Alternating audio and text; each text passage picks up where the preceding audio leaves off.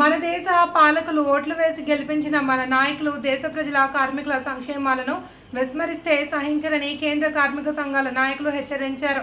కేంద్ర కార్మిక సంఘాల పిలుపు మేరకు మంగళవారం నాడు బోధన్ పట్టణంలో సబ్ కలెక్టర్ కార్యాలయం ముందు కార్మికులతో నిరసన కార్యక్రమాన్ని నిర్వహించడం జరిగింది.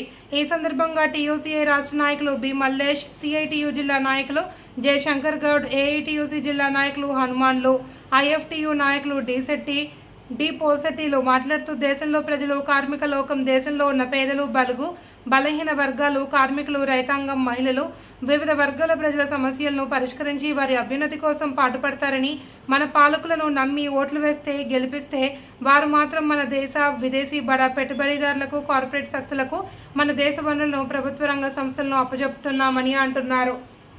అన్నీ కలిపి మోడీ ప్రభుత్వం అనుసరిస్తున్నటువంటి కార్మిక ప్రజా వ్యతిరేక విధానాలకు నిరసనగా ఈరోజు దేశవ్యాప్త సార్వత్రిక సమ్మెకు పిలుపునివ్వడం జరిగింది.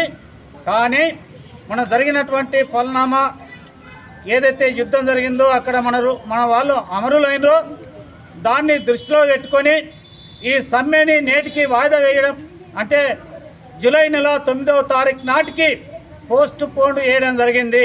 అయితే ఈరోజు మేము ఎక్కడికక్కడ ఈ నిరసన కార్యక్రమాన్ని మాత్రం కొనసాగించాలని చెప్పి ఇచ్చిన పిలుపులో భాగంగా మేము ఈరోజు బోధన్ పట్టణంలో అంబేద్కర్ చౌరస్తా నుండి ఆర్డీఓ కలెక్టర్ ఆఫీస్ వరకు వచ్చి ఇక్కడ ఆర్డీఓ ఆఫీస్ ముందు నిరసన తెలిపి ఆర్డీఓ గారికి ఒక మెమోరాండం ఇవ్వడం జరిగింది.